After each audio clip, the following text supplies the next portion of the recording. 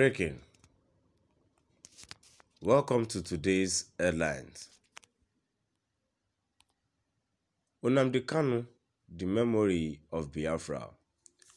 Nnamdi Kanu, the memory of Biafra. To my dear listeners from wherever you're listening from, stay tuned as I read today's news. The leader of the Igbos demands the independence of that territory of Nigeria, where a half-century ago, a war of extreme brutality broke out that shook the world. The country where Nnamdi Kanu was born no longer exists. Biafra only had a fragile entity between the years 1967 and 1970, and nevertheless, that breathed history caused more than 2 million deaths, most of them children who perished victims of malnutrition in the middle of a devastating conflict. This political leader has taken up that project to endow the Igbo ethnic group with a homeland, and now he faces a trial that could lead to a long sentence. But this judicial process can also fuel the desire for independence in southeastern Nigeria. The 150 years ago was not just another war. Despite its fleetingness, the memory of that failed initiative in the area of the Niger River Delta has remained in the collective imagination of the West. The conflict revealed the image of the little ones with bloated bellies, a questioned hallmark of the poorest Africa, and had such an impact around the world that it gave rise to a humanitarian organization such as Doctors Without Borders. In time, humanity recovered from that horror that competed on television with the drama of Vietnam, but not so those who were affected by that belief conflict, who suffered a long naval blockade, aerial bombardment, and post-war repression. The tribal community that was trying to break away, the Igbos, felt persecuted by the central government, and after the defeat, suffered the confiscation of properties and the predatory policy by the occupying military forces. 3 million were forced to leave their homes. The environment that Nnamdi Kanu had to grow up was marked by that hatred, the looting of the rich oil fields, the destruction of the environment, and coercion circumstances that persist until today. Half a century later, before finishing his university studies, Kanu went to England.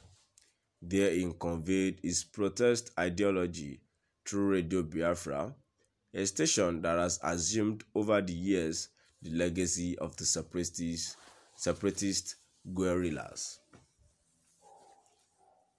The fame of that speaker grew so much that he was invited to the Igbo World Congress, held in 2015 in the North American metropolis of Los Angeles.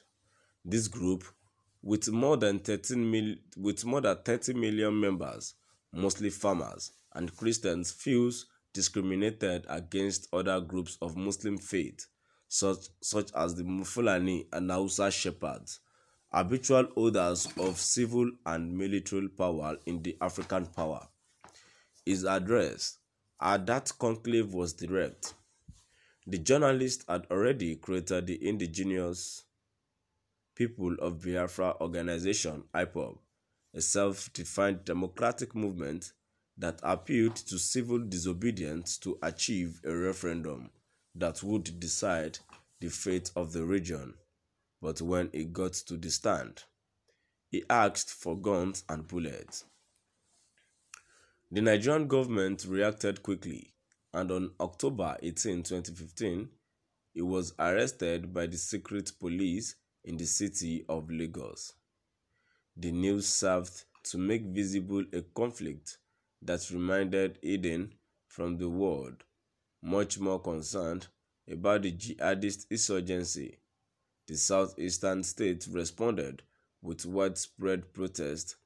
His release on bail attempted to appease the heated spirit on the continent. But the spiral of violence no longer stopped in this area around the Niger River Delta. 2 years later, the army raided the leader's house in an assault in which 28 IPOB militants perished. Kanu disappeared in December 2020. The man who declared himself a follower of Mahatma Gandhi and Martin Luther King announced the formation of the Eastern Security Network, a paramilitary organization aimed at protecting Igbo peasants from incursions by Fulani cattle ranchers. In January of this year, there were already clashes between the security forces and this militia. The IPOB was outlawed. The fugitive appeared in a video in front of the Wailing Wall as he professes the Jewish religion, and on June 21, he was finally arrested in Kenya and extradited. His capture has started the prosecution for terrorism, treason, participation in a prohibited separatist movement, incitement to public violence through radio programs, and defamation of the Nigerian authorities. Each penant. The trial, postponed until next January, turns the prisoner into a hook for a frustrated population.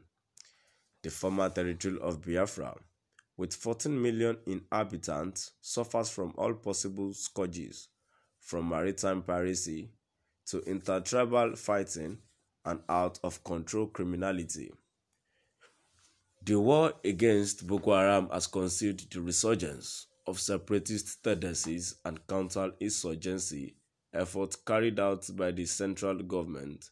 Amnesty International assures that there are indications of massive extrajudicial executions.